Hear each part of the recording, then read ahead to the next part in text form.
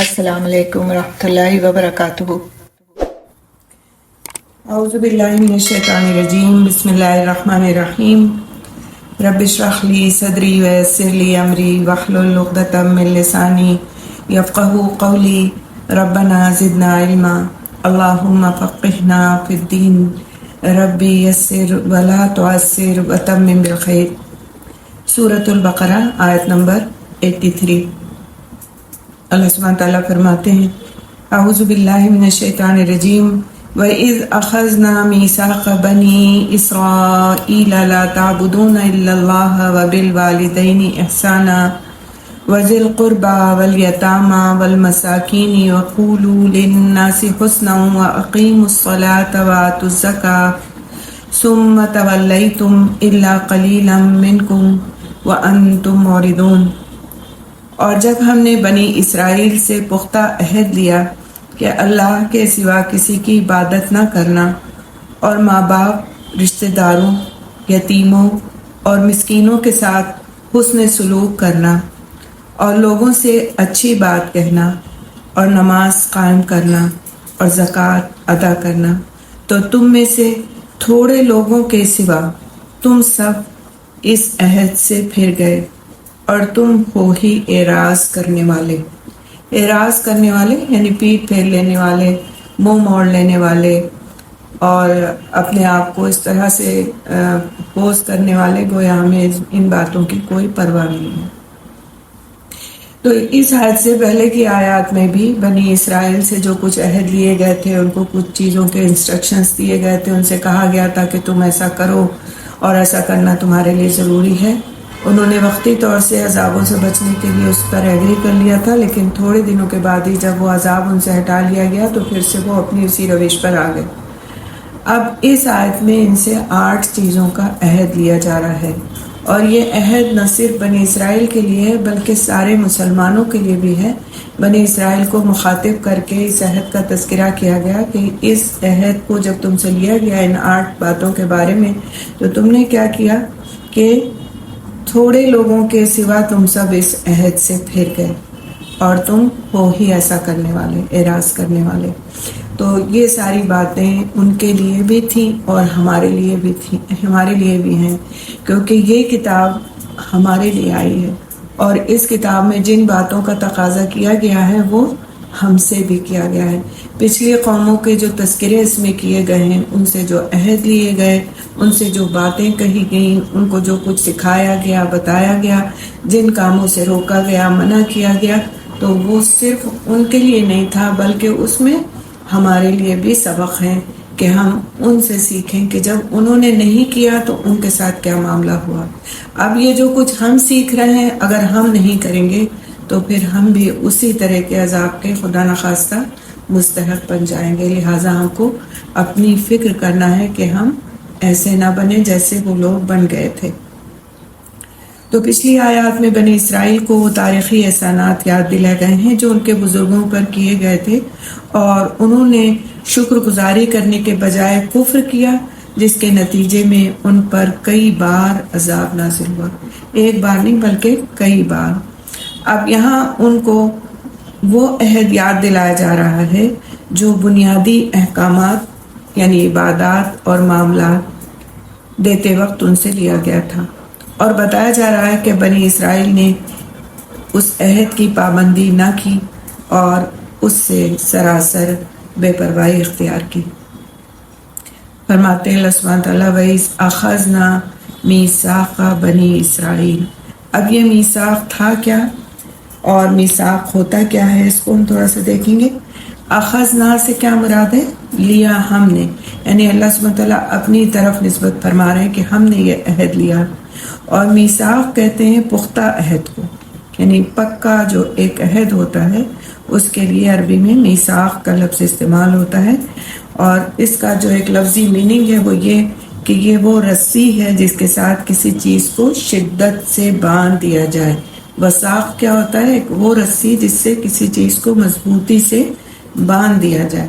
تو عہد کو میثاق اسی لیے کہا جاتا ہے کیونکہ اس کے ساتھ جس سے وعدہ لیا جاتا ہے، عہد لیا جاتا ہے، اس کو باندھا جاتا ہے۔ کہ تم کو یہ بات پوری کرنا ہے، تم کو یہ بات یاد رکھنا ہے اور تم کو اس پر عمل کرنا ہے، اور جو بات ہم نے اور تم نے آپس میں طے کی ہے اس کو بروئے کار لانا ہے، چھوڑنا نہیں ہے، اس سے پیٹ نہیں پھیرنا ہے، اس سے روگردانی نہیں کرنا ہے۔ تو اللہ سبحانہ تعالیٰ فرماتے ہیں وَإِذْ أَخَذْنَا مِيثَاقَ بَنِي إِسْرَائِيلَ۔ اب یہ کون کون سے عہد ہیں؟ اگر آپ کے سامنے قرآن کھلا ہوا ہے تو آپ دیکھیے، اس میں سے سب سے پہلی بات جو کہی گئی کہ لا تعبدون الا اللہ، سب سے پہلا عہد کہ اللہ سبحانہ تعالیٰ کی کے علاوہ کسی چیز کی عبادت نہیں کرو گے تم۔ پھر دوسرا وَبِالْوَالِدَيْنِ إِحْسَانًا، اور والدین کے ساتھ احسان کا معاملہ کرو گے۔ وَذِي الْقُرْبَى، تیسرا عہد، اور قرابت داروں کے ساتھ، والیتامى، اور یتیموں کے ساتھ، والمساکین، اور مسکینوں کے ساتھ، وَقُولُوا لِلنَّاسِ حُسْنًا، اور تم بولو گے لوگوں کے ساتھ اچھی بات، یعنی لوگوں کے ساتھ اچھی بات کرو گے۔ پھر وَأَقِیمُوا الصَّلَاةَ، اور نماز قائم کرو گے، وَآتُوا الزَّکَاةَ، اور تم زکوٰۃ کو ادا کرو گے۔ تو یہ سارے عہد ان سے لیے گئے، اس میں سے ون بائی ون کر کے انشاءاللہ تعالیٰ اب ہم پڑھیں گے کہ ان 8 باتوں کا عہد جو ان سے لیا گیا تو ان کی تفصیل آخر کیا ہے۔ ایک ایک کر کے ہم دیکھیں گے۔ پہلا عہد ہے لا تعبدون الا اللہ، اور یہ جو توحید کا پیغام ہے یہ تمام انبیاء کی طرف یہ پیغام بھیجا گیا تھا کہ اپنے لوگوں کو اس بات کی دعوت دیں، اور دعوت کیا تھی؟ لا تعبدون الا اللہ، نہیں تم عبادت کرو گے مگر یہ کہ اللہ کی، یعنی کہ صرف اور صرف اللہ کی عبادت کرنا تم پر فرض کیا گیا۔ یہی توحید ہے، یہی لا الہ الا اللہ کا پیغام ہے کہ یعنی اللہ سبحانہ تعالیٰ کے علاوہ کوئی بھی الہ نہیں، کوئی بھی ایسا نہیں کہ جس کی عبادت کی جا سکے یا کی جائے۔ لہٰذا ہمارا مذہب جو سب سے پہلی تعلیم ہم کو دیتا ہے وہ ہے لا الہ الا اللہ، یعنی کوئی معبود نہیں سوائے اللہ سبحانہ تعالیٰ کے۔ اور اللہ سبحانہ تعالیٰ کے ہاں باقی گناہوں کی بخشش اگر بندہ سچے دل سے توبہ کرتا ہے تو ہے، اس کی بخشش اور مغفرت کا وعدہ ہے ایسے شخص کے لیے جو گناہوں کے باوجود اللہ کے حضور میں سچی توبہ کرے۔ لیکن اگر کسی چیز کی بخشش کا وعدہ نہیں ہے تو وہ ہے شرک، اور وہ ہے اللہ کی ذات سے انکار یعنی کفر۔ تو شرک اور کفر کے کرنے والے کے لیے پھر کسی قسم کی مغفرت کا وعدہ نہیں کیا گیا۔ تو اس بات پر انسان کو بہت غور و فکر کرنا چاہیے کہ آیا کہیں سے ہماری زندگی میں کسی قسم کا کوئی شرک، کوئی کفر داخل تو نہیں ہے؟ کہیں ہم اللہ سبحانہ تعالیٰ کے احکامات سے اتنے منکر تو نہیں ہوتے جا رہے ہیں، اتنا انکاری تو نہیں ہوتے جا رہے ہیں، اتنے اعراض کرنے والے تو نہیں ہو جا رہے ہیں کہ گویا ہم ایک وقت ایسا آ جائے کہ ہم اس کی ذات سے ہی انکار کر بیٹھیں۔ اگر آپ سے بالفرض کوئی کام کرنے کے لیے کوئی کہتا ہے اور آپ اسے کہتے ہیں کہ نہیں کرنا مجھ کو، تو اس کا مطلب کیا ہے کہ اس شخص سے آپ کسی طور متاثر نہیں، اس کی کوئی بھی آپ کی زندگی میں اہمیت نہیں، تو اس لیے اس کے کہے ہوئے کی بھی کوئی اہمیت نہیں۔ اگر کسی شخص کی ہماری زندگی میں کوئی اہمیت ہوتی ہے اور ہم سمجھتے ہیں کہ وہ ہمارا بڑا ہے یا ہمارا اس کا ہمارے اوپر احسان ہے یا وہ ہمارے لیے بہت کچھ ہے، تو ہم اس کی معمولی سی بات سے بھی روگردانی نہیں کر سکتے، اس کی معمولی سی بات کے بھی انکاری نہیں ہو سکتے، اور کسی بھی طرح سے ہماری ہمت نہیں ہو سکتی کہ ہم اس کی باتوں کے لیے یہ کہہ دیں کہ ہم سے نہیں ہوتا۔ ہم اپنی جی جان لڑا دیتے ہیں اس کے لیے کہ جس حد تک ہم کر سکتے ہیں ہم کریں، چاہے اس پہ ہماری جان ہی کیوں نہ قربان ہو جائے۔ کیوں؟ اس لیے کہ وہ شخص ہماری زندگی میں بڑی اہمیت کا حامل ہے، وہ ہمارا سب کچھ ہے۔ تو یہ جو ہمارا سب کچھ ہے یہ ہمارے لیے، ہمارے اندر یہ جذبہ ہمارے رب کے لیے ہونا چاہیے کہ وہ ہمارے لیے ہمارا سب کچھ ہے۔ اگر اس نے ہم کو اس دنیا میں نہ لایا ہوتا اور ہمیں سارے سب کچھ ہر چیز کو فراہم نہ کیا ہوتا، ہم جب فراہم ہونے کی بات سوچتے ہیں تو ہم سوچتے ہیں کہ کیا ہے ہمارے پاس، غربت ہے، افلاس ہے، تعلیم نہیں ہے، فلاں چیز نہیں ہے، فلاں نہیں ہونے والی چیزوں پر ہمارا دھیان چلا جاتا ہے اور ہم عاجزی کے بجائے تکبر میں آ جاتے ہیں۔ اگر ہم یہ سوچیں کہ آج اللہ سبحانہ تعالیٰ نے ہم کو پیدا تو کر دیا ہوتا لیکن ہاتھ پیر نہ دیے ہوتے، آنکھیں نہ دی ہوتی، سماعت نہ دی ہوتی، ہمارے دل میں کوئی بیماری ہوتی، گردوں میں کوئی بیماری ہوتی، اس کے ساتھ ہم اس دنیا میں آئے ہوتے، تو کیا ہم ایسی زندگی گزار رہے ہوتے جیسے آج ایک صحت مند انسان کی ہم گزار رہے ہیں؟ یا پھر اس کے علاوہ پانی ہمیں میسر ہے، کھانا ہمیں میسر ہے، علم ہمیں میسر ہے، والدین ہمیں میسر ہیں، رشتے ہمیں میسر ہیں، اولاد اور شوہر اور اسی طرح کے دوسرے رشتے ہیں ہمارے پاس، کھانا ہم 2 وقت کھاتے ہیں بلکہ اور زیادہ کھا لیتے ہیں کبھی کبھی، اسی طرح سے ہم ایک پرسکون ماحول میں رہ رہے ہیں۔ آپ کہیں گے کہاں ہے پرسکون ماحول، ہم تو ہر وقت جو ہے ایک فساد کی فضا میں رہتے ہیں۔ ٹھیک ہے، اس سے زیادہ کی آگے کی دیکھیے کہ جو لوگ جنگ کی فضا میں رہتے ہیں، اس کے مقابلے میں تو ہم بہت اچھی فضا میں رہ رہے ہیں۔ تو یہ ساری چیزیں جب انسان اپنے کو دوسرے سے اس طرح کمپیئر کرتا ہے کہ وہ اپنے سے کمتر کو دیکھتا ہے تو اس کے اندر شکر آتا ہے اور وہ اپنے رب کی عبادت کی طرف رغبت کرتا ہے۔ اور عبادت کرنا کیا ہے؟ عاجزی کے ساتھ اور امید کے ساتھ اللہ سبحانہ تعالیٰ کی طرف جھک جانا، یہ ہے اللہ کی عبادت۔ عبادت میں امید بھی ہونا چاہیے، عاجزی بھی ہونا چاہیے اور خوف بھی ہونا چاہیے۔ لیکن اگر صرف خوف ہوگا اور امید نہیں ہوگی تو انسان کے اندر محبت نہیں آ سکتی، اور اگر محبت نہیں آئے گی تو پھر انسان کی بندگی عاجزی والی بندگی نہیں بن سکتی۔ یہ سب آپس میں کو ریلیٹڈ چیزیں ہیں، تو اس لیے ہمیشہ عبادت میں ان چیزوں کا خیال رکھیں، عبادت کرتے وقت کہ اس میں عاجزی بھی ہو اور اس میں امید بھی ہو اور اس میں خوف کی کیفیت بھی ہو۔ تو یہ جو بات کہی گئی کہ لا تعبدون الا اللہ، نہیں تم عبادت کرنا یا نہیں کرو گے تم عبادت مگر یہ کہ صرف اللہ سبحانہ تعالیٰ کی۔ عبادت کا مفہوم آپ کو میں نے سمجھایا، اس کے علاوہ تھوڑا سا عبادت کی اقسام بھی ہم دیکھ لیتے ہیں کہ عبادت کس کس قسم کی ہوتی ہے۔ پہلی تو ہے بدنی عبادت، یعنی جس کو ہم اپنے جسم سے کرتے ہیں، مثال کے طور پر طواف کرنا ہے، حج کرنا ہے، عمرہ کرنا ہے، سجدہ کرنا ہے، رکوع کرنا ہے، نماز کے ارکان جو ہیں، تو یہ سارے سب کیا ہیں؟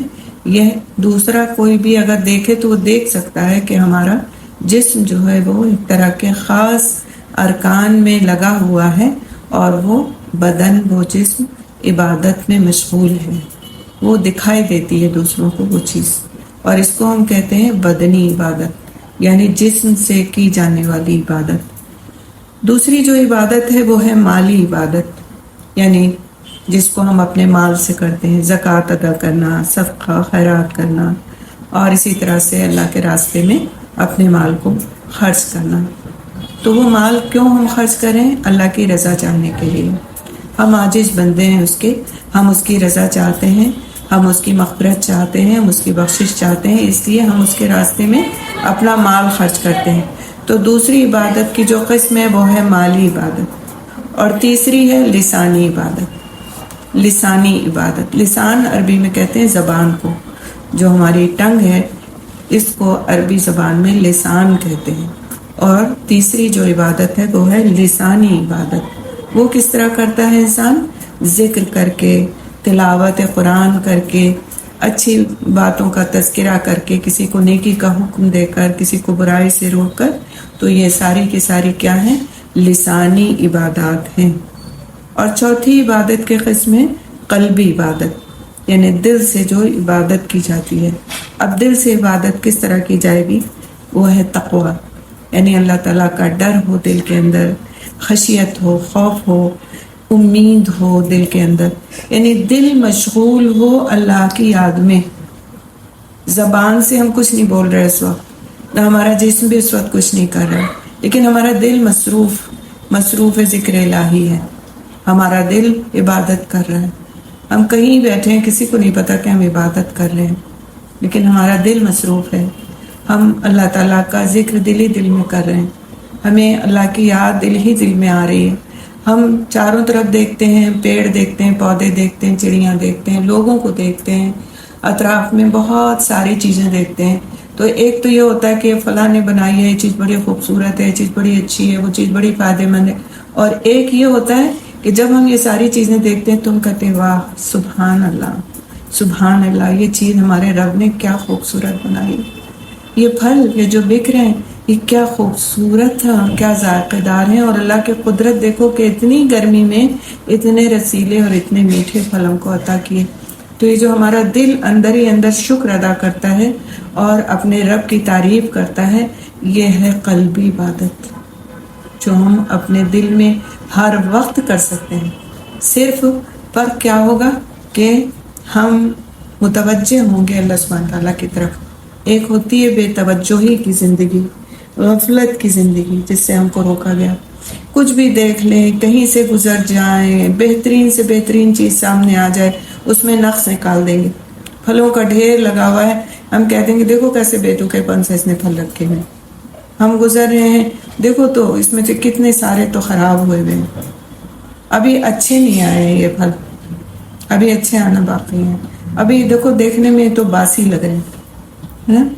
ایک ہوتا ہے یہ کامنٹ جو ہم کرتے رہتے ہیں، اور ایک ہوتا ہے یہ کامنٹ کہ ہم خراب بھی دیکھ کر اس میں سے بہتر کو چن لیتے ہیں. سبحان اللہ یہ پھل، سبحان اللہ یہ چیزیں، سبحان اللہ.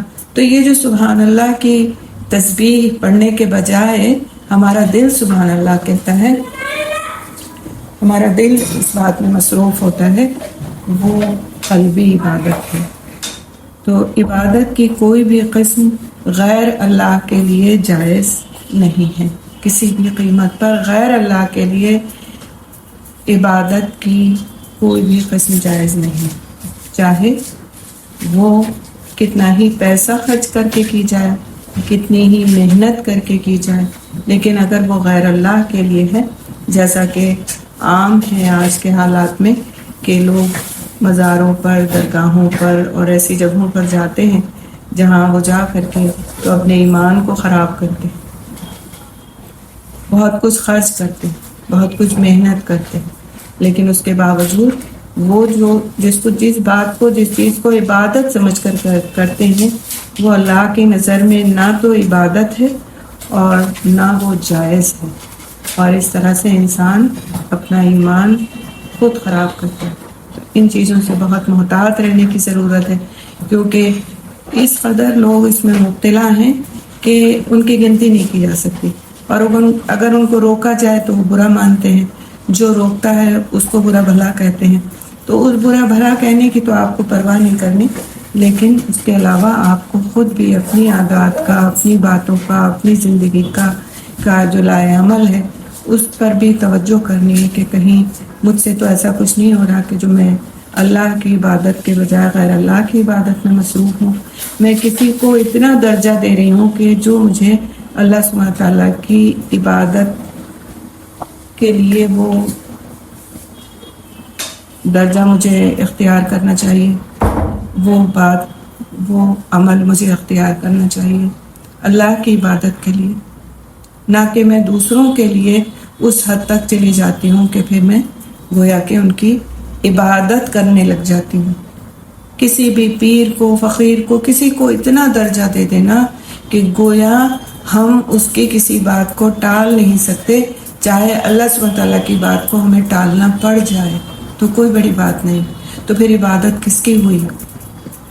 یا گھر کے افراد میں سے کسی کو اتنی اہمیت دے دینا کہ اس کی خاطر ہماری نمازیں چھوٹ جائیں، ہمارے اذکار چھوٹ جائیں، ہماری عبادات میں اثر آ جائے، کوئی بات نہیں، وہ خوش ہو جائے. تو پھر کیا ہوا؟ بڑا کون ہوا؟ اللہ یا پھر وہ شخص؟ تو اللہ سبحانہ تعالیٰ نے صاف صاف فرما دیا لا تعبدون الا اللہ، اللہ کے سوا کسی کی تم عبادت نہیں کرو گے. عبادت مطلب یہ کہ اس کے سامنے عاجزی اختیار کر کے اس کا خوف اور اس کی امید اور اس سے اس کی خوشی کے خاطر مجھ پر اس کو ترجیح نہیں دوں گے. تو اب ہمیں اپنے ایمان کا جائزہ لینا ہے. کہ ہمارا ایمان کہاں پر ہے، کہاں پہ کمزوری ہے ہمارے ایمان میں. اور آپ دیکھیں کہ یہ عقیدہ یہ اتنی بنیادی چیز ہے کہ انسان چاہے جتنی نمازیں پڑھ لے، روزے رکھ لے، عبادتیں کر لے، صدقات کر لے، سب کچھ کر لے، لیکن اس کا عقیدہ اگر درست نہیں اور اس نے اللہ پر کسی اور کو ترجیح دے رکھی ہے اور اس کی خاطر اور اس کے راستے میں وہ سب کچھ کر رہا ہے، تو اللہ سبحانہ تعالیٰ کے نزدیک اس کا کوئی بھی عمل قابل قبول نہیں ہے. اکثر بچے سوال کرتے ہیں کہ فلاں غیر مسلم بہت زیادہ صدقہ خیرات کرنے والا، کیا وہ بھی دوزخ میں جائے گا؟ اس نے تو اپنی ساری عمر، مدر ٹیریسا تھیں، انہوں نے تو اپنی ساری عمر لگا دی غیر لوگوں کی خدمت کرنے میں. اسی طرح فلاں تھے، انہوں نے تو اپنی ساری عمر لگا دی. لیکن جنت اور دوزخ کے فیصلے کی بات تو صرف اللہ سبحانہ تعالیٰ کو پتہ ہے، ہمیں کسی کے لیے کچھ نہیں کہنا. لیکن جو ایک کھلی ہوئی بات اللہ سبحانہ تعالیٰ نے فرما دی کہ شرک کرنا اور کفر کرنا یہ اللہ سبحانہ تعالیٰ کے نزدیک ایسی باتیں ہیں کہ ان کی بخشش نہیں ہے. حضرت ابراہیم علیہ السلام کے والد کی بخشش نہیں ہے، اس لیے کہ ایک نبی کے والد ہونے کے باوجود انہوں نے کفر کے راستے کو اپنائے رکھا. تو جب ایک نبی کے والد کی بخشش نہیں ہے، دعا کرنے سے بھی ان کو روک دیا گیا کہ ان کے لیے وہ دعا بھی کریں، تو پھر ہمارے اور آپ کی حیثیت کیا ہے؟ تو ایمان کو چیک کرنا ہمارے لیے بہت ضروری ہے کہ کہیں کسی چور دروازے سے ہمارے اندر کفر یا شرک تو داخل نہیں ہو گیا. ہم صرف مسلمان نام رکھنے پر مطمئن ہو جاتے ہیں کہ ہم مسلمان ہیں، ہم نبی کے امتی ہیں، ہمارے لیے ایسا کوئی عذاب نہیں ہے. لیکن چیک کرنا ہے اپنے اعمال کو کہ اللہ کے سوا تو ہم کوئی عبادت نہیں کر رہے کسی کی، جس سے ہم سے منع کیا گیا، عہد لیا گیا کہ اللہ کے سوا کسی کی عبادت نہیں کرنا. کہیں ہماری زندگی میں وہ عبادت تو نہیں آ گئی ہے. اسی لیے ریاکاری کو شرک اصغر کہا گیا، دکھاوے کو. کیا آپ دکھاوا نہ کریں. دکھاوے کا مطلب کیا ہے؟ ریاکاری کا مطلب کیا ہے؟ ریاکاری کا مطلب یہی ہے کہ ہم اللہ کو خوش کرنے کے بجائے بندوں کو خوش کرنے میں لگے ہوئے ہیں.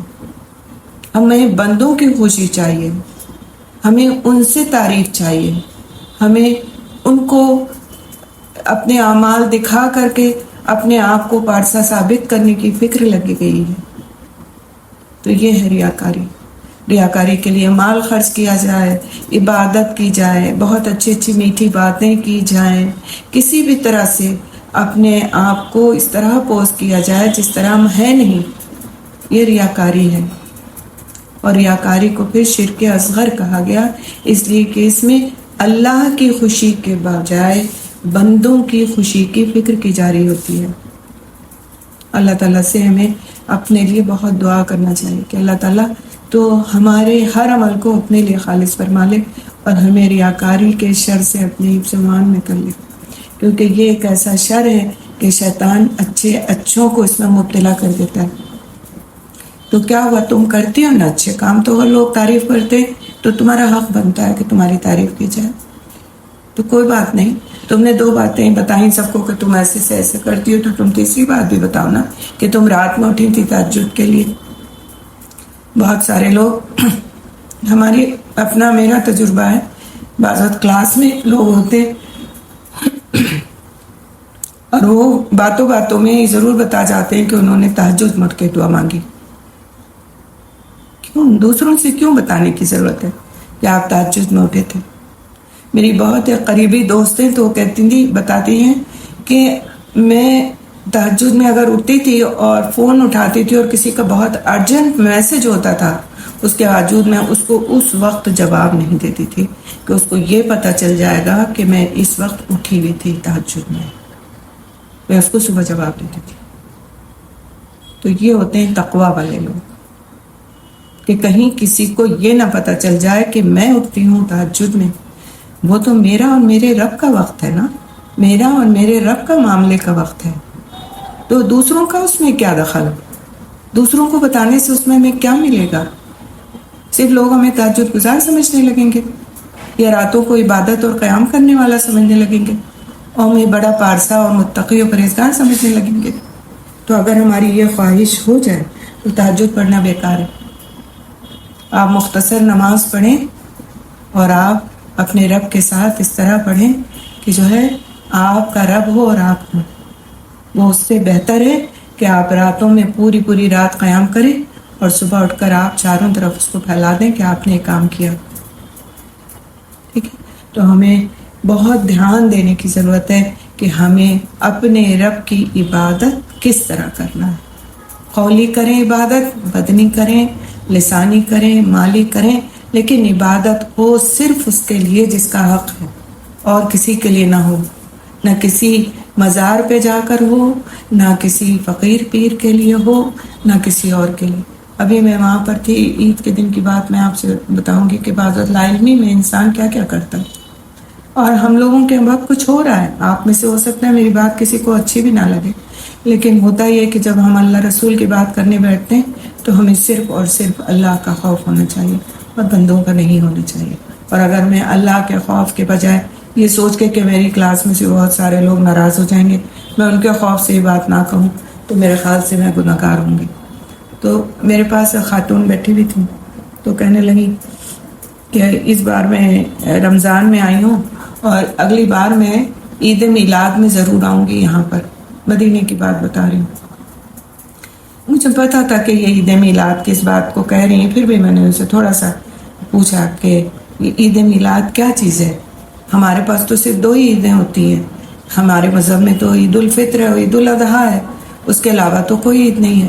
تو بولیں کہ وہ آپ کو نہیں پتا کہ جو ہمارے نبی ایک ہی دن پیدا ہوئے تھے اور پھر اسی دن ان کی وفات بھی اسی دن ہوئی، تو پھر اس کو ہم مناتے ہیں اور پھر جلسے جلوس کرتے ہیں اور پھر اس کے بعد وہ سارے ان کے بارے میں بات ہوتی ہے اور سب کچھ ہوتا ہے. تو میں نے کہا اچھا، تو لیکن یہ عید تو نہیں ہوئی.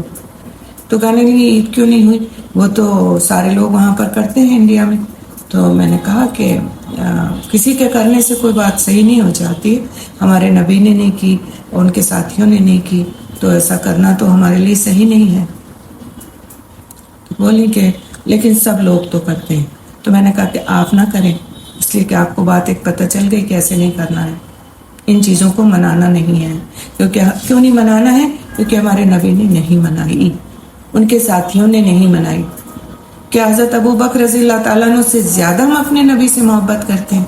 کیا عمر رضی اللہ تعالیٰ عنہ سے زیادہ ہم اپنے نبی سے محبت کرتے ہیں؟ کیا انہوں نے آپ صلی اللہ علیہ وسلم کی پیدائش کے دن کو منایا تھا؟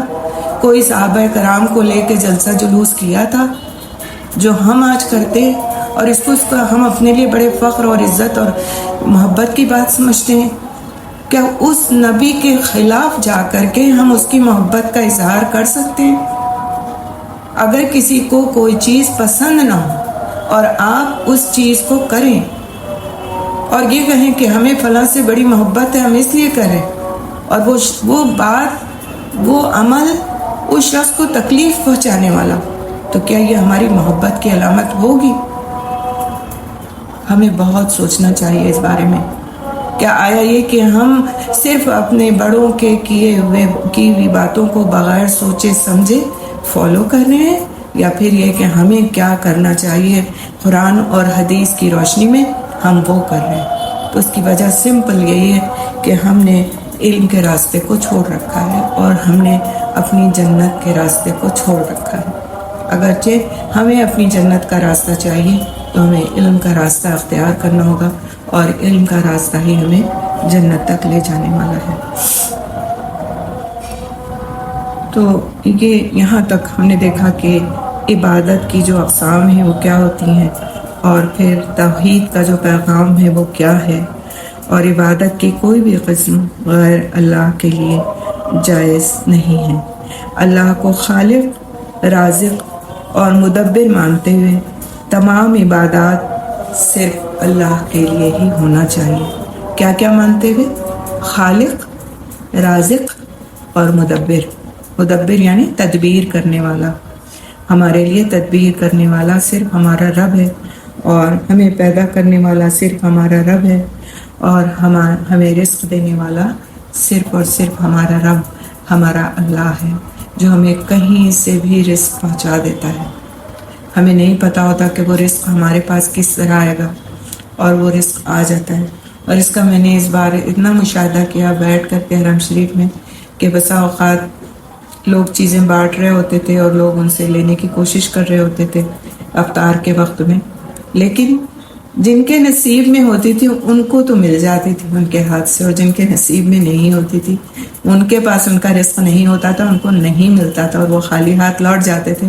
اور بسا اوقات کوئی کہیں کونے میں ایک صف میں بیٹھا ہوتا تھا اور اس کی جھولی میں بھی وہ چیز پڑ جاتی تھی جس کو اسے دور سے دیکھ رہا ہوتا تھا کہ لوگ بانٹ رہے ہیں اور لوگ حاصل کر رہے ہیں اور حاصل کرنے کی کوشش میں لگے ہوئے ہیں۔ تو اللہ سبحانہ تعالیٰ جس کا رزق ہوتا ہے، یہی اسی لیے ایک بزرگ تھے انہوں نے یہ بات کہی کہ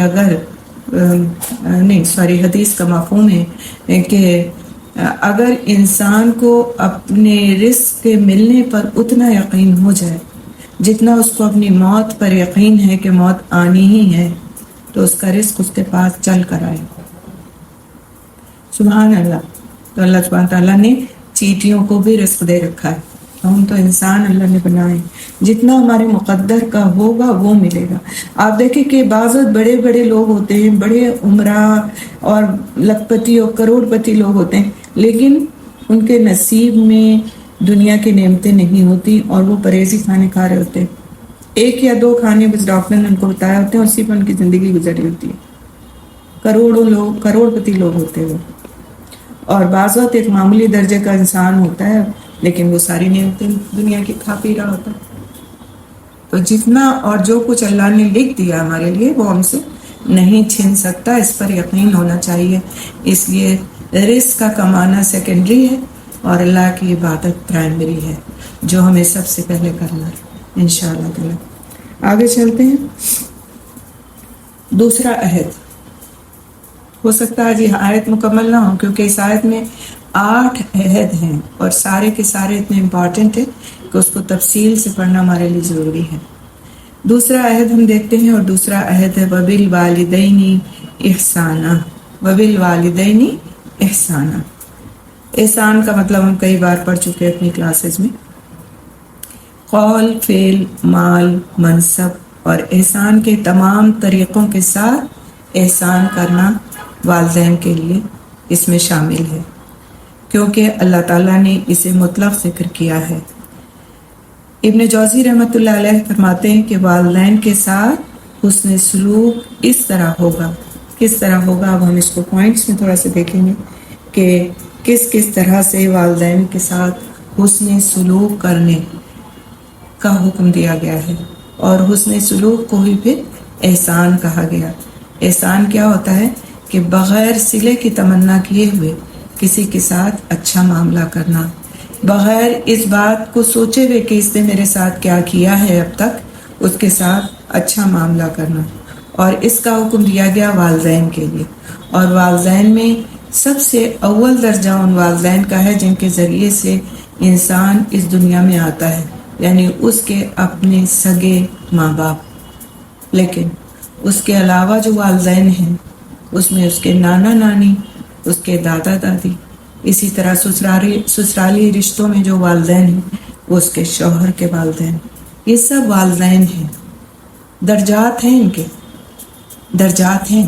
سب سے اول درجہ اپنے والدین کا، اس کے بعد اگر سوتیلے والدین ہیں تو ان کا، اگر وہ نہیں ہیں یا وہ ہیں بھی تو اس کے بعد پھر دادا دادی اور نانا نانی کا، اور اسی طرح جو بچیاں اپنے سسرالوں میں ہیں ان کے شوہر کے والدین بھی ان کے اپنے والدین کی طرح سے ہیں، ان کے ساتھ بھی اس نے سلوک کرنا چاہیے۔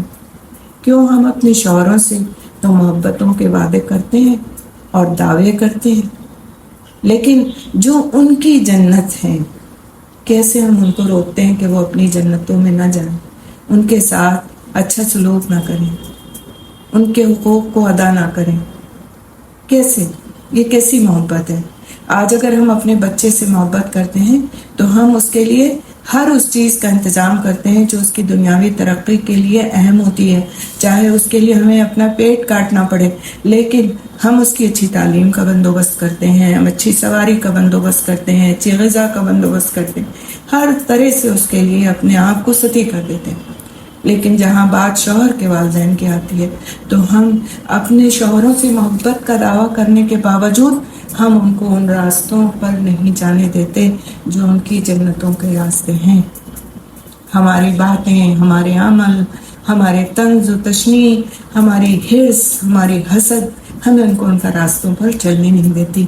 ان کو ہم ہر ممکن کوشش کر کے اس سے ہٹانے کی کوشش کرتے ہیں۔ یہاں پر اب یہ بات ذہن میں رکھ لیں کہ ان کے والدین کا بھی درجہ ہے اسی طرح سے، اور اللہ سبحانہ تعالیٰ کے بڑا انصاف ہے، بڑا انصاف ہے۔ اگر انسان اس بات کو سوچ لے کہ اللہ سبحانہ تعالیٰ کے یہاں بڑا انصاف ہے اور اس انصاف کے راستے سے مجھے گزرنا پڑے گا، اگر میں نے بے انصافی کی تو پھر معاملات بہت حد تک سدھر جائیں گے۔ ابن جوزی رحمۃ اللہ علیہ فرماتے ہیں کہ والدین کے ساتھ حسن سلوک اس طرح ہوگا کہ جس چیز کا وہ حکم دے اس میں ان کی اطاعت کی جائے گی۔ آپ دیکھتے جائیں کہ جس چیز کا وہ حکم دے اس میں ان کی اطاعت کی جائے گی جب تک کہ وہ کوئی حرام اور ممنوع کام نہ ہو۔ جیسے مثال کے طور پر وہ شرک کرنے کا حکم دیں، بدعت کرنے کا حکم دیں، غلط ایسا کام کرنے کا جو اللہ کے راستے کے منافی ہو، ایسے کام کا حکم دیں، اس میں اطاعت نہیں کی جائے گی۔ لیکن کوئی بھی ایسا کام جس کا وہ حکم دیں اس کے علاوہ اس میں ان کی اطاعت کی جائے گی، چاہے وہ ہماری طبیعت کو اچھا لگ رہا ہو اور چاہے نہ اچھا لگ رہا ہو، لیکن دین کے وہ سے وہ غلط نہیں ہے، تو اگر انہوں نے والدین نے حکم دیا ہے تو وہ کرنا ہے۔ ان کے حکم کو نفلی اعمال پر مقدم کیا جائے گا۔ مثال کے طور پر ہم نے نفل کی نیت باندھی ہوئی اور ہمارے والدین میں سے کسی نے ہم کو آواز دی ہے، ظاہر ہے انہوں نے آواز دی ہے تو ان کی کوئی ضرورت ہوگی، اس نفل نماز کو آپ توڑ سکتے ہیں اور آپ والدین کی بات کو پہلے سنیں گے۔ آپ کو نفل نماز پڑھنا ہے، ان کی کوئی ضرورت ہے، آپ کو بازار سے جا کے وہ چیز لا کے دینی ہے، آپ کو پہلے وہ کرنا ہے، اس کے بعد آپ کو اپنی نفل عبادت کرنا ہے۔ نفل عبادت کے چھوٹ جانے کا گناہ نہیں ہے، لیکن والدین کے حکم کو پیچھے ٹال دینے کا گناہ ہے۔ لہٰذا اس کی اہمیت کو سمجھنے کی ضرورت ہے، جو آج ہم نہیں سمجھتے۔ ہم سمجھتے ہیں ہم عبادت میں لگے ہیں، لہٰذا ہمارے لیے جائز ہے، وہ آواز دے رہے ہیں تو کوئی بات نہیں، ہم سلام جب پھیر لیں گے تب جائیں گے۔ نہیں، اللہ سبحانہ تعالیٰ نے سمپل اپنی عبادت کے بعد والدین کے ساتھ احسان کا تذکرہ فرما دیا، اور احسان کا مطلب کیا ہے یہ آپ نے اس سے پہلے کئی بار پڑھا۔ نفل عبادت پر والدین کے حکم کو مقدم رکھا جائے گا۔ کلیئر کر لیں اپنے ذہن کے اندر، بالکل والدین جس کام سے روک دیں اس سے روکا جائے گا۔ مثال کے طور پر آپ کی والدہ کو آپ کا کوئی کلر پسند نہیں ہے پہننا، مثال کے طور پر کہ تم یہ کلر پہنتی ہو مجھے نہیں اچھا لگتا، تو یا تو آپ انہیں کنونس کر لیں کہ امی مجھے پسند ہے، آپ مجھے اجازت دے دیں، میں پہن سکتی ہوں کیا، مجھے اچھا لگتا ہے، آج کل یہ کلر بہت ان ہے، میں پہن سکتی ہوں، آپ منا لیں۔ اور اگر اس کے باوجود وہ کہتی نہیں پسند، مجھے نہیں پہننا ہے آپ نے یہ کلر، تو آپ کو نہیں پہننا ہے۔ آپ کو بہت پسند ہے، اللہ تعالیٰ آخرت میں آپ کو اس کا بہت سارا اجر دے گا، بہت سارے لباس اس کلر کے مل جائیں گے، لیکن دنیا میں رک جانا اس سے۔ میری والدہ تھیں تو وہ کچھ بھی نہیں، بہت معمولی سی بات تھی، کہتی تھی مجھے بیچ کی انگلی میں انگوٹھی پہننا پسند نہیں ہے، مجھے اچھی نہیں لگتی بیچ کی انگلی میں انگوٹھی پہنتا جو کوئی۔ آپ یقین مانیے ان کے انتقال کو سالہ سال ہو گئے۔ آج بھی اگر میں اپنی کوئی انگوٹھی تھوڑی ڈھیلی ہوتی ہے اور میں صرف بیچ کی انگلی میں پہننے کے لیے ڈال لیتی ہوں کہ یہ ڈھیلی ہے تو سائڈ کی انگلی میں یہ لوز ہوگی، لہٰذا اس کو بیچ کی انگلی میں پہنوں، تو میں اسے اتار دیتی ہوں تھوڑی دیر بعد کہ نہیں وہ نہیں ہے، تو کیا وہ ان کو پسند نہیں تھا۔ تو ہمیں اپنے والدین کی پسند ناپسند کو اہتمام کے ساتھ پورا کرنا، یہ نہیں کہ اگر وہ پسند ان کی ہماری پسند کے مطابق ہے تو ہم کر لیں گے، اور اگر ہماری پسند سے ٹکرا رہی ہے تو پھر ہم اپنی مرضی کے مالک ہیں نا، ہماری لائف ہے، کب تک ہم ان کی مانتے رہیں؟ نہیں، اللہ سبحانہ تعالیٰ نے ہمیں کیا حکم دیا ہے؟ وَبِالْوَالِدَيْنِ احسانا، احسان کرنا ہے، اور اس احسان کا بہت بڑا بدلہ ہے، انشاءاللہ تعالیٰ ہم آگے اس کو دیکھیں گے ابھی۔ پھر یہ کہ ان پر خرچ کیا جائے گا، والدین پر خرچ کیا جائے گا. یہ بھی احسان میں آتا ہے.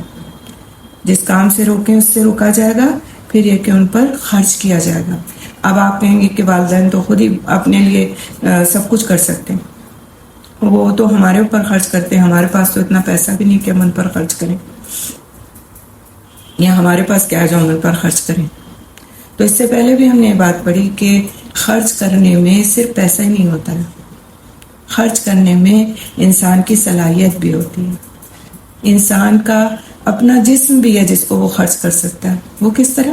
خدمت کر کے، ان کے ہاتھ پیر دبا کے، ان کو راحت پہنچا کے، ان کے کام کر کے، ان کے کپڑے پریس کر دیے، ان کے کپڑے دھو کے رکھ دیے، ان کے ساتھ میں ان کی کوئی بھی ایسی بات کی جس سے وہ خوش ہو گئے، پانی پلا دیا، کھانا اپنی پلیٹ سے پہلے ان کی پلیٹ میں نکال کے ان کے سامنے رکھ دیا، پہلے اپنے سے پہلے ان کو ہر چیز میں آگے پریفرنس دے دی. وہ بات کر رہے ہیں، ہم بھی بات کر رہے ہیں، ہم رک گئے تاکہ وہ اپنی بات پوری کر لیں، ان کی بات کو نہیں کاٹا، چاہے ہمیں جتنا بھی علم ہے لیکن ہم رکے رہے کہ وہ اپنی بات مکمل کر لیں. یہ سب خرچ ہے، سب خرچ ہے. اور اگر مال ہے انسان کے پاس تو والدین پر مال کا خرچ کرنا فضیلت کے درجے میں ہے. چاہے وہ آپ کے پاس تھوڑا سا ہے تو آپ تھوڑا سا کر دیں. مثال کے طور پر آپ کو ایک پاکٹ منی ملتی ہے، 100 روپے 50 روپے کچھ ملتے ہیں آپ کو، ٹھیک ہے، اور آپ کے والدین ہی آپ کو وہ دیتے ہیں، اور آپ کے پاس کہیں اور سے نہیں آ رہا ہے، آپ کے والدین ہی دیتے. کوئی چیز لے آئیں ان کے لیے کسی وقت، کوئی کولڈ ڈرنک، کوئی کچھ بھی، کہ آج میں اپنے والدین پر خرچ کرنے لگی ہوں. تو یہ جو خرچ کا کرنا ہے یہ احسان کے درجے میں ہے، احسان کے درجے میں. اور ویسے ہی والدین پر خرچ کرنا تو مطلب ان کو کھلانا پلانا تو اولاد پر فرض ہے، لیکن اس کے باوجود اگر والدین ہر طرح سے اس بات کی ضرورت مند نہیں ہے کہ اولاد ان کو کھلائے پلائے، تو ان کو تحفے دینا چاہیے، ان کی ضروریات کا خیال رکھنا چاہیے، ان کو کچھ نہ کچھ دینا چاہیے. اس لیے دینا چاہیے کہ آپ دیں گے، والدین آپ دیں گے ان کو، کس پر خرچ کریں گے؟ جا کر کے لوٹ پھر کر کے آپ پر یا آپ کے ہی بچوں پر وہ خرچ ہو جائے گا.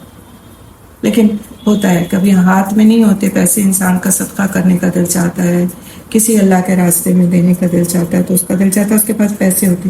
اب بچے کما رہے ہیں، اچھی ان کی جابس ہیں، وہ کہتے ہیں والدین آپس کھاتے پیتے تو ہیں، ان کو کیا ضرورت ہے کہ میں ان کو، یا میں باسی تو رہتے ہیں تو میں ان کے کھانے پینے کا تو خیال رکھتا ہوں نا، تو اب ان کو کیا ضرورت ہے کہ ان کو پیسے بھی دیے جائیں.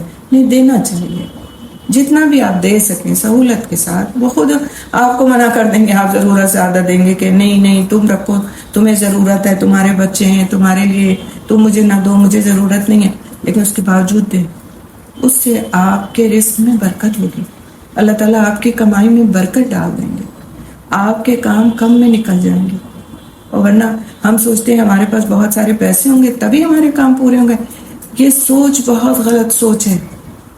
آپ کو پتہ ہے کہ بعض وقت ہم زکوٰۃ، خیرات اور صدقے اور ایسے اپنے والدین پر خرچ سے جب اپنے ہاتھ روک لیتے ہیں تو وہ پیسے ہمارے ڈاکٹروں کے یہاں کے چکروں میں خرچ ہوتے ہیں، عدالتوں میں خرچ ہوتے ہیں، چوری ہو کر برباد ہوتے ہیں یا کسی بھی طرح ضائع ہو جاتے ہیں.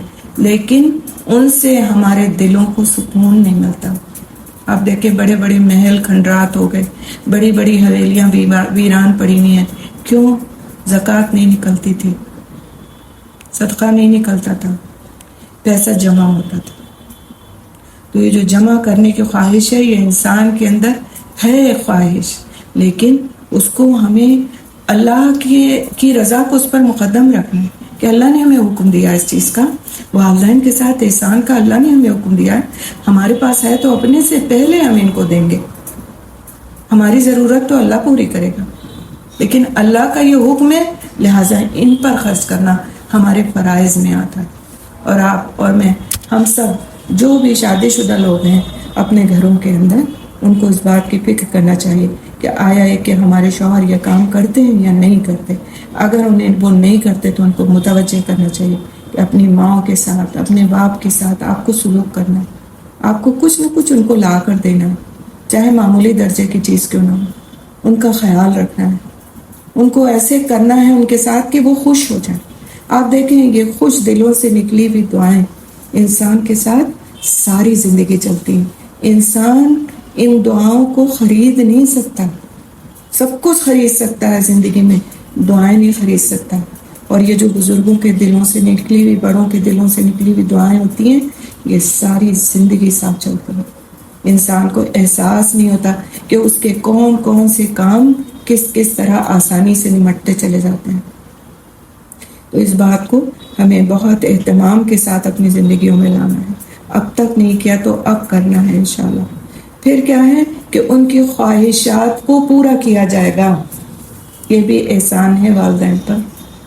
بعض وقت کہتے ہیں ہم لوگ کہ یہ بے جا خواہش ہے، ان کی بیکار کی خواہشات پال رکھی اس بڑھاپے میں انہوں نے. ہم سے کیا اللہ سبحانہ تعالیٰ کہتے ہیں وَبِالْوَالِدَيْنِ احسانا، احسان کا معاملہ کرو، ان کی خواہشات کو پورا کرو جہاں تک آپ سے ممکن ہے. اب مثال کے طور پر وہ کہتے ہیں کہ بھئی ہمیں تو مرسیڈیز کار چاہیے اور ہم کو تو بنگلہ چاہیے اور فلاں چاہیے، اور آپ کی ایک معاملے سے جاب ہے، آپ نہیں کر سکتے، تو آپ انہیں طریقے سے سلیقے سے سمجھا دیں کہ آپ کے خواہش کا مجھے احترام ہے لیکن میرے بس کی بات نہیں ہے. وہ ایک الگ بات ہے. لیکن بعض معمولی سے خواہش ہوتی ہے، بیٹا میرے ساتھ تھوڑی دیر بیٹھ جایا کرو، بیٹا میرا دل چاہتا ہے تم بھی میرے ساتھ تھوڑا وقت گزار لو، بیٹا میرا دل چاہتا ہے میرے ساتھ کھانا کھاؤ، بہت دن ہو گئے تم نے میرے ساتھ کھانا نہیں کھایا بیٹھ کے، بیٹا میرا دل چاہتا ہے میرے ساتھ تم کبھی بازار چلو، تم بتاؤ آج میں کیا پکاؤں. یہ سب کیا ہے؟ یہ ایسے خواہشات ہیں کہ اس پہ پیسے خرچ ہو رہے ہیں؟ نہیں. لیکن ہم ان کو بالکل حقیر سمجھ کے کہ ان کی تو پوری نہیں ہوتے ہیں خواہشات، ہم کہاں تک پوری کیے جائیں؟ کہاں تک نہیں. جب تک ہماری زندگی ہمیں پوری کرنی ہے، جب تک جہاں تک ہمارے بس میں ہمیں پورا کرنا، کیونکہ اس کا حکم اللہ سبحانہ تعالیٰ نے ہمیں قرآن حکیم میں دے دیا. اور اپنے دماغ میں فکس کر لیں اس بات کو کہ وَبِالْوَالِدَيْنِ احسانا، احسان کا معاملہ کرنا ہے، خالی ضرورتیں نہیں پوری کرنا. پھر یہ ہے کہ ان کی خدمت میں انتہائی زور لگایا جائے. انتہائی زور لگایا جائے، اس کا کیا مطلب؟ یہی نہیں کہ جب وہ کہیں کہ میرے ہاتھ پیر ٹوٹ رہے ہیں، میرے درد ہو رہا ہے، تو ہم جو ہے نا بیٹھ کے 5 منٹ سہلا کے اٹھ جائیں. نہیں، ہمیں فکر یا کہیں آج ان کو کوئی مسئلہ تو نہیں ہے، کوئی تکلیف تو نہیں ہے، میں چلتی ہوں ان کی خدمت کرنے کے لیے. پوچھ کے کریں، کیونکہ آپ دیکھیں کہ یہ پوچھ کے کرنا جو ہے یہ ہمارے لیے، ہمارے خود کے لیے یعنی کہ اس کی اہمیت ہے. ہم کریں گے تو ہمارے لیے ہے، اور اگر ہم نے نہیں کیا تو ہم اپنے ہی نقصان کر لیں گے. تو اپنا نقصان کون کرنا چاہتا ہے؟ پھر اس کے لیے پھر اس سے اگلی بات یہ کہ ان کے لیے ادب اختیار کیا جائے. ادب، اور ادب آج کل بہت بھولا گیا ہے لوگوں کو. لوگ سمجھتے ہیں کہ والدین جو ہیں وہ ہمارے دوستوں جیسے ہیں، اور والدین بھی جب بچے بڑے ہو جاتے ہیں تو کہتے ہیں ہم تو ان کو اپنا دوست کی طرح سے ہم رکھتے ہیں. آپ ان کی ضرورتوں کا خیال کریں، آپ ان کے لیے سب کچھ کریں، لیکن والدین ہیں، وہ دوستوں کے درجے میں نہیں آ سکتے. ان کا درجہ دوستوں کے مقابلے میں بہت بلند ہے، لہٰذا ان کا ادب کیا جائے گا. ان کے سامنے بیٹھنے میں ادب ہوگا، چلنے میں ادب ہوگا، بات کرنے میں ادب ہوگا، ہر چیز میں ان کا ادب ہوگا. ان کو احساس ہو کہ وہ بڑے ہیں، وہ ہماری زندگی میں سب سے زیادہ اہم ہے، ہر رشتے سے زیادہ اہم ہے. کیونکہ اللہ سبحانہ تعالیٰ نے اپنی عبادت کے بعد درجہ کس کا دیا ہے؟ والدین کا. لہٰذا ہمیں بالکل جائز نہیں کہ ہم ان پر کسی بھی رشتے کو فوقیت دیں. ہمارے والدین ہیں، ان کی ہیبت اپنے دل میں رکھی جائے گی. اپنے ہیبت کا مطلب کیا ہے؟ کہ ان کا روب اپنے دل میں محسوس کرے انسان کہ اگر ہماری ماں اس وقت بیٹھی ہوئی ہے تو ہم اس کے سامنے پیر پسار کے نہیں بیٹھیں گے. ہمارے والد اگر بیٹھے ہوئے ہیں تو ہم ان کے سامنے بیٹھنے کا انداز ہمارا مختلف ہوگا. ہم دوستوں کے درمیان جس طرح بیٹھ جاتے ہیں اس طرح نہیں بیٹھیں گے. ہمارے شانے جھکے ہوئے ہوں گے، ہماری نظر جھکی ہوئی ہوگی. آپ کو پتہ ہے کہ والد کے لیے بات کہی گئی کہ کوئی اگر اپنے والد پر ایک نظر ایسی ڈالتا ہے کہ جس میں یہ چھپا ہوتا ہے کہ یہی وہ شخص ہے کہ جس نے میری ہر ضرورت پوری کی، اور یہی وہ شخص ہے جس نے اب تک مجھے محبت سے پالا پوسا بڑا کیا، تو اس کے لیے ایک مقبول حج کا ثواب لکھا جاتا ہے. مقبول حج کا، باپ پر ایک نظر کا، یہ سوچ کر نظر ڈالی جائے. اور اگر جن کے اب والد نہیں ہیں، جیسے ہم لوگ ہیں اپنے آپ کو بہت محروم سمجھتے ہیں، تو ان کی طرف سے صدقہ خیرات کریں، ان کے لیے اچھے جذبات کو اپنے دل میں لائیں، سوچیں ان کے بارے میں کہ انہوں نے ہمارے ساتھ اچھا. ہم برائیوں کو تو سوچ لیتے ہیں، فلاں چیز نہیں کی ہمارے والد نے ورنہ آج ہم بھی ایسے ہوتے، فلاں چیز نہیں کی، فلاں کام نہیں کیا. جو کر گئے ان کے بارے میں سوچیں کہ انہوں نے اگر ہمیں اپنے گھر میں رکھ کر پال پوس کے بڑا نہ کیا ہوتا تو آج ہم کہیں سڑکوں پہ رول رہے ہوتے، کہیں کسی یتیم خانے میں پڑے ہوتے.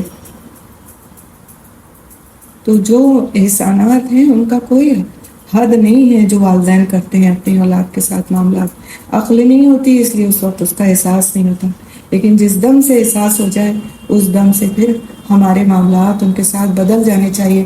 وہ زندہ ہیں تو ابھی ہمارے پاس موقع ہیں، اور اگر وہ اس دنیا سے چلے گئے تو ہم بھی ابھی بھی ہم صدقہ و خیرات کر کے ان کے لیے دعا کو تو باندھ لیں کہ ہمیں ہر دن کے حساب سے ان کے لیے دعا کرنی ہے. یہ نہیں کہ جب ان کی برسی ہوگی تو جب 40واں ہوگا تو جب فلاں ہوگا تو جب سارے لوگ اکٹھا ہوں گے تو ہم ان کے لیے 2 لفظ دعا کے کہہ دیں گے. ہر دن، بلکہ ہر نماز کے بعد رب ارحمہما کما ربیانی صغیرا، چلتے پھرتے جب یاد آ جائے، جب کوئی بھی دعا، اچھی دعا، اللہ تعالیٰ تو ان کے درجات بلند کر دینا، اللہ تعالیٰ تو ان کی مغفرت فرما دینا، اللہ تعالیٰ تو ان کے ہر گناہ کو معاف کر دینا، اللہ تعالیٰ تو ان کے لیے قبروں میں اچھا معاملہ فرمانا، آخرت میں اچھا معاملہ. جو دعا ہمارے دلوں سے نکلے وہ دعا ہمیں ان کے لیے مانگنی چاہیے. کبھی ان کی طرف سے کسی غریب کو کھانا کھلا دیں، کبھی کسی کو کپڑا دینے لگیں، نیت کر لیں کہ میں اپنے والدین کی طرف سے دے رہی ہوں، ان کو اس کا اجر پہنچے. کبھی کوئی 4 روپے 2 روپے خیرات کر رہے ہیں، اس کے لیے بھی نیت کر لیں کہ اللہ تعالیٰ اس کا اجر میرے والدین کو ملے. ہم پوچھتے ہیں نا کہ کیسے کیسے ہم اپنے والدین کے لیے اجر کا باعث بن سکتے. صدقہ جاریہ آپ بن سکتے ہیں اپنے والدین کے لیے. صدقہ جاریہ کس طرح؟ آپ کریں اچھے عمل، آپ کے والدین کے درجات بلند ہوں گے. آپ نیکی کے کام کریں گے، آپ قرآن پڑھیں گے، آپ لوگوں تک قرآن کی بات پہنچائیں گے، آپ لوگوں کو اچھے دین کی طرف بلائیں گے، آپ کے والدین کو اس کا اجر ملے گا. اللہ سبحانہ تعالیٰ کی ذات بہت رحیم و کریم ذات، وہ اپنے بندوں کو موقع دیتی ہے. آج 2 بچوں کو، 1 بچے کو پال پوس کر کے وہ دنیا سے چلا گیا، لیکن اس کا بچہ ان کاموں پہ جمع ہوا ہے، اچھے اور نیک کاموں پر قرآن پڑھ رہا ہے. وہ کوئی بیٹھ کر کے کچھ باقاعدہ محفل نہیں جما رہا، لیکن وہ قرآن پڑھ رہا ہے. اس قرآن کے پڑھنے کے بعد وہ اپنے والدین کے لیے دعا کر رہا ہے، وہ سارا اجر پہنچ گیا والدین کو. وہ دعا کر رہا ہے اس دنیا میں بیٹھ کر رب ارحمہما کما ربیانی صغیرہ کہنے میں کتنے لمحے لگتے ہیں، اور وہاں بچہ بلند ہو گیا. سبحان اللہ. تو یہ جو معاملات ہیں یہ ایسے ہیں کہ ان کو ہمیں اہتمام کے ساتھ کرنا ہے، کیونکہ ہمیں جو حکم ملا ہے وہ بالوالدین احسانا، احسان کے درجے میں کرنا. پھر یہ کہ بیٹا اپنی آواز کو اونچا نہ کرے اور ان کی طرف آنکھوں کو پھاڑ کر نہ دیکھے. پوری آنکھیں کھول کر نہ دیکھے کا مطلب کیا ہے کہ آنکھیں پھاڑ کر نہ دیکھے، گھور کر نہ دیکھے. یعنی بعض وقت انسان زبان سے کچھ نہیں کہتا، لیکن اس طرح گھور کے دیکھتا ہے، اس کے لکس ایسی ہوتی ہیں کہ اگلے کو محسوس ہو جاتا ہے کہ ہماری بات غلط تھی، ہمیں ایسے نہیں کرنا چاہیے تھا. تو والد کے ساتھ، ماں کے ساتھ یا باپ کے ساتھ اس طرح سے دیکھنے کو بھی منع کیا گیا کہ اس طرح کوئی دیکھے. اور آواز تو اونچی کرنا ہے ہی نہیں. بعض لوگ اس کا جواز یہ بناتے کہ ہماری آواز بھاری ہے اس لیے ایسا لگتا ہے. نہیں، آپ کی آواز بھاری ہے تو آپ والد کے سامنے اپنی آواز کو پست کریں، نیچا کریں، دھیرے بولیں. کوئی جائز نہیں ہے کہ اولاد جو ہے والد کے سامنے اپنی آواز کو اونچا کرے اور ان کو ان کے نام کے ساتھ نہ پکارے. یعنی جو یہ مسٹر فلاں، خیر ہم لوگوں کے ملکوں میں الحمدللہ یہ نہیں ہے، باپ کو کوئی کسی بھی بابا یا ابا یا ابی کچھ بھی کہہ کے پکارا جاتا ہے، لیکن باہر ملکوں میں مسٹر کے ساتھ نام لگا کے تو باپ کو بھی پکار لیتے ہیں. تو سبحان اللہ، اس بات سے بھی روکا گیا کہ ان کو ان کے نام کے ساتھ نہ پکارے، اس لیے کہ یہ بھی بے ادبی کی بات ہے.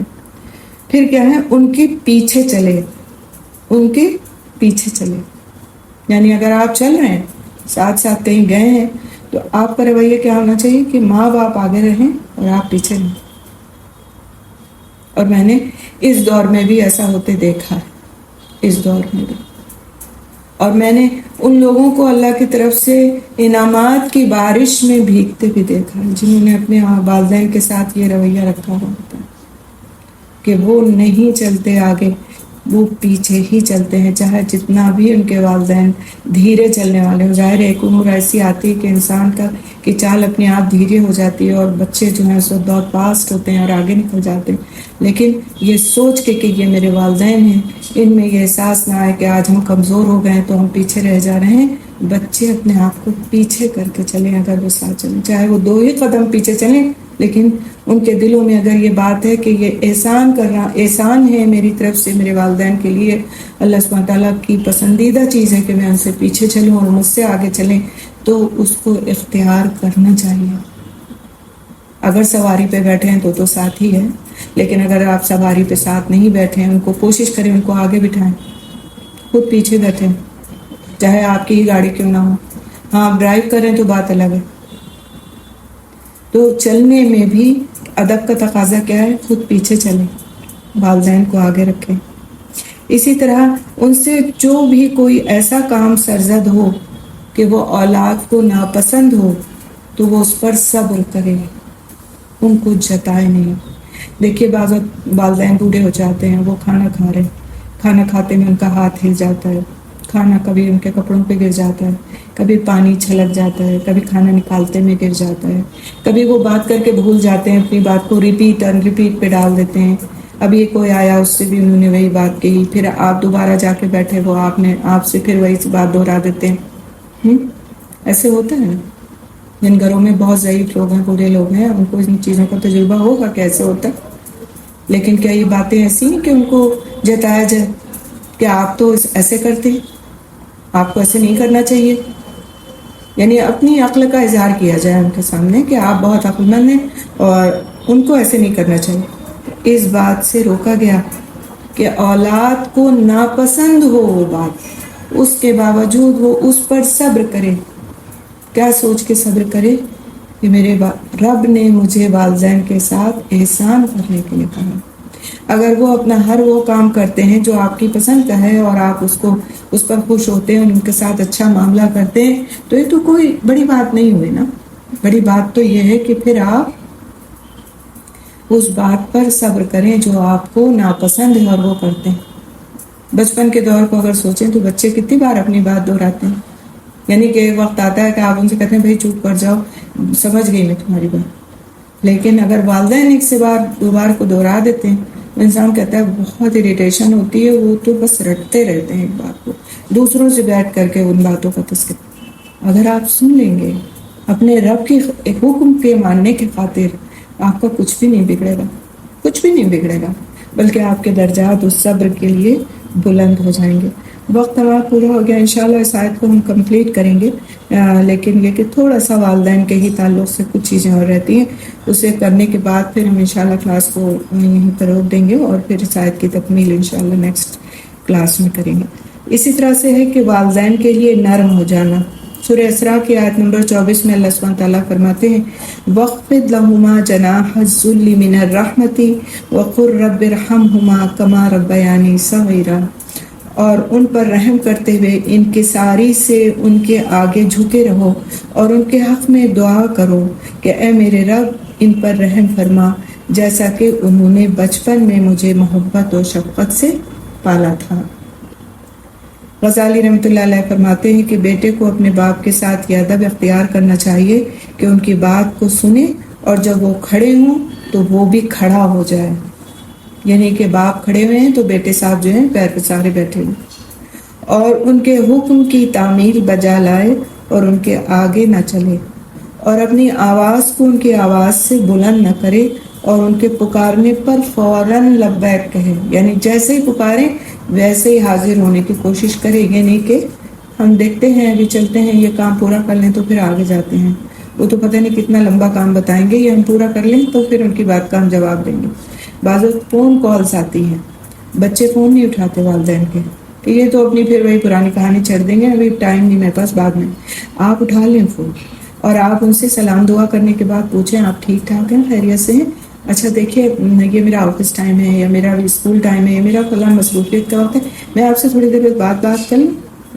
وہ خود ہی کہیں گے ہاں بیٹا آپ تھوڑی دیر بعد بات کر لیجیے گا، کوئی مسئلہ نہیں ہے۔ تو یہ چیزیں ایسی ہیں کہ اس میں اگر ہم محتاط نہیں ہیں تو ہمیں اب محتاط ہونا چاہیے۔ اسی طرح ان کی خوشنودی حاصل کرنے کی حرص رکھے اور اپنا پہلو صبر کے ساتھ ان کے سامنے جھکا کر رکھے اور ان کے سامنے اپنی فرمانبرداری کا احسان نہ جتائیں اور نہ ہی ان کی بات ماننے کا ان پر احسان جتائیں۔ دیکھیں یہ بڑی اہم بات ہے کہ کرے سب کچھ لیکن احسان نہیں جتانا، احسان نہیں جتانا۔ فلاں وقت میں نے آپ کے ساتھ یہ کیا تھا اور آج آپ مجھ پہ یوں ناراض ہو رہے ہیں اور میں تو آپ کے ساتھ ایسے کرتا ہوں اور آپ میرے ساتھ ایسے کر رہے ہیں، نہیں احسان جتانا۔ جو آپ نے کر دیا وہ آپ کا فرض تھا، تو احسان کس بات کا؟ اور اپنے والد کو حقارت سے نہ دیکھے اور اپنے چہرے کو ان کے چہرے کے بالمقابل نہ کرے، یعنی کہ نظر سے نظر ملا کر کے گھور کر کے بات نہ کرے، بلکہ نظروں کو جھکا کر کندھوں کو عاجزی کے ساتھ جھکا کر ان کے سامنے بات کرے۔ وَخْفِضْ لَهُمَا جَنَاحَ الذُّلِّ، اور ان پر رحم کرتے ہوئے انکساری سے ان کے آگے جھکے رہو، یعنی کہ رکوع سجدے میں چلے جائیں، جیسے ہمارے بعض کلچر میں ہے کہ بڑوں کے سامنے جھک جاتے ہیں، وہ نہیں ہے مقصد۔ مقصد یہ ہے کہ آپ کا جو پاسچر ہے اس سے ایک اندازہ ہو یہ کہ آپ اپنے آگے ان کے آگے اپنے آپ کو کمتر سمجھتے ہیں، آپ ان سے کمتر ہیں، کم درجے میں ہیں، وہ آپ کے بڑے ہیں، وہ آپ کو حکم دے سکتے ہیں، ان کی بات آپ کو ماننی ہے، ان کا ادب آپ پر لازم ہے۔ پھر یہ کہ والدین کی طرف غصے سے بھی نہیں دیکھنا اور والدین کے سامنے کپڑے نہ جھاڑنا۔ کپڑے نہ جھاڑنا کا مطلب یہ ہے کہ آپ جو ہے نا اٹھے اور لاپرواہی سے آپ نے اپنے کپڑے درست کیے اور اس کے بعد پھر جو ہے آپ چلے گئے ان کے سامنے سوکھ کر کے، تو یہ بھی ادب کا تقاضا ہے کہ آپ اٹھیں تو سلیقے سے آپ اپنے کپڑوں کو ان کے سامنے اس طرح نہ جھاڑیں کہ ان کے اوپر اس کی گرد پڑے یا ان کو محسوس ہو، تو اس کی بھی احتیاط۔ اور والدین کی وفات کے بعد بھی ان کے ساتھ احسان کرنا ہے۔ والدین سے حسن سلوک کی اہمیت کیا ہے کہ اللہ تعالیٰ کا اپنے حق کے بعد والدین کا ذکر کرنا اور شکر ادا کرنے کا حکم دینا، یہ اس بات کا اظہار ہے کہ والدین کے ساتھ حسن سلوک کیا جانا چاہیے۔ توحید کے بعد والدین کے ساتھ احسان کرنے اور ان کا شکر کرنے کی وجہ کیا وجہ ہے؟ یہ کیونکہ سب سے پہلے انسان کی پیدائش اللہ کی طرف سے ہوتی ہے اور دوبارہ پیدا ہونا یعنی تربیت حاصل کرنا والدین کی طرف سے ہوتا ہے۔ تربیت والدین کرتے ہیں، ہر چیز کو والدین سکھاتے ہیں، دھیرے دھیرے دھیرے آپ دیکھیں بچہ کیا کیا سیکھتا جاتا اور سب کچھ والدین سکھا رہے ہوتے ہیں۔ اسی لیے اللہ سبحانہ تعالیٰ نے والدین کے شکر کو اپنے شکر کے ساتھ ملا کر بیان کیا اور توحید خالص کے بعد والدین کی نافرمانی سے بچنے کی طرف ترغیب دلائی گئی۔ پوچھا گیا اللہ کے رسول صلی اللہ علیہ وسلم مجھے ایسا عمل بتائیے کہ جب میں اس پر عمل کروں تو جنت میں داخل ہو جاؤں۔ فرمایا رسول صلی اللہ علیہ وسلم نے اپنے والدین کی اطاعت کرو اگرچہ وہ تمہیں تمہارے مال اور تمہاری ہر چیز سے نکال دیں، تمہارے ساتھ وہ کچھ کر لیں۔ صرف اس بات سے روکا گیا کہ اگر وہ اللہ اور رسول کے حکم کے خلاف کرنے کا حکم دے تو تمہیں نہیں کرنا، اس کے علاوہ وہ تمہیں تمہاری ہر چیز سے نکال دیں، تمہارا مال تم سے لے لیں اور تمہاری ہر چیز سے تمہیں محروم کر دیں، اس کے باوجود تمہیں والدین کے ساتھ حق تلفی نہیں کرنا۔ ایک منافق تھا آپ صلی اللہ علیہ وسلم کے زمانے میں اور اس کا بیٹا جو تھا وہ بہت اچھا مسلمان تھا، تو آپ صلی اللہ علیہ وسلم ایک مرتبہ جب مدینہ طیبہ میں داخل ہو رہے تھے اور وہ منافق وہاں راستے میں کھڑا ہوا تھا، تو جو آپ صلی اللہ علیہ وسلم کی جو سواری سے ہلکی ہلکی گرد اڑ رہی تھی وہ اڑ کر کے اس کے کپڑوں پر پڑ رہی تھی، وہ راستے سے اس کو ہٹ جانا چاہیے تھا، اس کے باوجود اس نے جو تھا آپ صلی اللہ علیہ وسلم کی شان میں برے کلمات کہے اور اس گرد کو کے پڑنے کو اپنے لیے بڑی اپنی زیادہ ایک طرح سے بے عزتی سمجھی اور برا بھلا کہا آپ صلی اللہ علیہ وسلم کو، نعوذ باللہ۔ تو اس کا بیٹا جو بہت اچھا مسلمان تھا اور مسلمان ہو چکا تھا، اس نے آپ صلی اللہ علیہ وسلم کی خدمت پہ حاضر ہو کر کے کہا کہ اگر آپ مجھے حکم دیں تو میں اپنے باپ کا سر قلم کر دوں، اس لیے کہ اس نے آپ کی شان میں گستاخی کی ہے۔ تو آپ صلی اللہ علیہ وسلم نے اس سے اس طرح سے فرمایا کہ اپنے باپ کے ساتھ حسن سلوک کا معاملہ کرو۔ اس درجے کا نافرمان اور گستاخ اور منافق شخص، اس کے ساتھ بھی آپ صلی اللہ علیہ وسلم نے حسن سلوک کی ترغیب دلائی۔ اسی طرح سے آپ صلی اللہ علیہ وسلم کی بیوی ہونے سے ایک بیوی کی والدہ غیر مسلم تھی، جب وہ تشریف لائیں، وہ اپنی بیٹی کے گھر آئیں تو اور بیٹی سے مطالبہ کیا کہ کچھ میرے ساتھ پیسوں سے معاشی طور سے کچھ ان کی ہیلپ کر دی جائے، تو آپ صلی اللہ علیہ وسلم سے انہوں نے اجازت لی، ان کی بیوی نے، آپ صلی اللہ علیہ وسلم کی اہلیہ نے، کہ کیا میں ان کی ہیلپ کر سکتی ہوں حالانکہ میری والدہ مسلمان نہیں ہے۔ آپ صلی اللہ علیہ وسلم نے فرمایا کہ صلہ امی کی، یعنی اپنی ماں کے ساتھ اچھا صلہ رحمی کا معاملہ کرو۔ آج ایک جواز بنا لیتے ہیں بچے کہ ہمارے والدین جو ہیں تو یوں سختی کرتے ہیں، یوں اللہ کے احکامات پر عمل نہیں کرتے، نماز نہیں پڑھتے، لہٰذا ہمارے پر کوئی فرض نہیں ہے کہ ہمیں ان کے ساتھ کوئی سلوک کریں، جیسے ہیں ویسے ہی رہیں۔ تو ہمیں اپنے معاملات درست کرنے ہیں، ان کا جو معاملہ ہے وہ اللہ کے ساتھ ہے، اور اپنے والدین کے لیے بھی ان کو طریقے سے، سلیقے سے، حکمت کے ساتھ اللہ کی طرف رغبت دلاتے رہنا فرض ہے بچوں پر، کہ وہ ان کی آخرت کی بھی فکر کریں۔ انہیں اگر مسجد جا رہے ہیں انہیں ترغیب نہیں کہ چلے ہمارے ساتھ مسجد چلتے ہیں، اچھی جگہوں پر کہ کچھ سن رہے ہیں چلیں ہم مل کر سنتے ہیں۔ تو آپ اگر ان کے ساتھ اپنا رویہ درست رکھیں گے تب تو آپ انہیں اللہ رسول کے احکامات کو بتانے کی ہمت کر پائیں گے، اور ورنہ تو صرف آپ احکامات بتائیں گے اور رویے کو اپنے سخت رکھیں گے تو وہ مان لیں گے آپ کی بات، کبھی بھی نہیں مانیں گے۔ تو پہلا معاملہ کیا ہے کہ ہمیں اپنی حکمت عملی کو بھی درست کرنا ہے کہ ہمیں ان سے اپنی بات منوانی کیسے۔ دنیا کے معاملات ہمیں ان سے منوانے ہوتے ہیں تو ہمیں 10 طریقے سوچ جاتے ہیں، ہم دنیا پر خوش آمدید آرامدہ کر لیتے ہیں ان کی، لیکن دین کے معاملات میں ہم کو سمجھ ہی نہیں آتی ہم کیا کریں۔ تو توحید کے بعد جو شکر کرنا ہے اور جو احسان کا معاملہ کرنا ہے وہ والدین کے ساتھ کرنا ہے۔ تو انبیاء جو تھے آپ دیکھیں کہ ان کا اپنے والدین کے ساتھ کتنا زیادہ حسن سلوک تھا۔ یحییٰ علیہ السلام کے بارے میں آتا ہے کہ وہ اپنے والدین کے ساتھ نیک سلوک کرنے والے تھے اور وہ سرکش اور نافرمان نہیں تھے، قرآن کی آیت کا ترجمہ ہے۔ اور پھر اسی طرح عیسیٰ علیہ السلام نے فرمایا، کیا فرمایا؟ قرآن حکیم میں آیت ہے، اس کا ترجمہ ہے کہ اس نے مجھے اپنی والدہ سے نیک سلوک کرنے والا بنایا اور مجھے سرکش اور بدبخت نہیں بنایا۔ یہ انہوں نے لوگوں سے بتایا کہ میں جب اپنے بارے میں بتایا تو اپنا تعارف اس طرح کرایا کہ مجھے سرکش اور بدبخت نہیں بنایا اور مجھے اپنی والدہ سے نیک سلوک کرنے والا بنایا۔ تو والدہ کے ساتھ نیک سلوک کرنا سرکشی اور بدبختی سے انسان کو نکال دیتا ہے۔ ابراہیم علیہ السلام کا عمل کہ والد کے ساتھ عظیم نیکی، بڑے نرم اور اچھے اسلوب کے ساتھ انہوں نے اپنے والد کو اللہ کے دین کی طرف بلایا، لیکن اس کے باوجود جب وہ نہیں مانا اور اس نے ان کو ملک بدر کر دیا، اس کے باوجود وہ یہ کہتے رہے کہ میں جب تک زندہ ہوں میں ان کے لیے دعا کروں گا۔ اور پھر جب اللہ سبحانہ تعالیٰ کی طرف سے اس بات کی منادی آ گئی کہ کسی کافر اور مشرک کے لیے دعا نہیں کی جائے گی تو پھر وہ اس سے باز آ گئے۔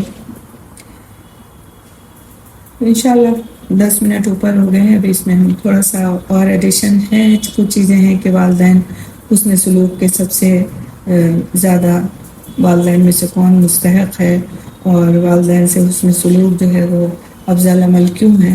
انشاءاللہ تعالیٰ اس کے بارے میں ہم بات کریں گے۔ وقت آپ کا تھوڑا سا زیادہ ہو گیا تو پھر میں یہیں پر رکتے ہوں، انشاءاللہ ہم اسے کنٹینیو کریں گے، ٹھیک ہے؟ سبحان اللہ بحمدہ، سبحانک اللہم وبحمدک، نشہد ان لا الہ الا انت، نستغفرک ونتوب الیک۔ السلام علیکم ورحمۃ اللہ وبرکاتہ۔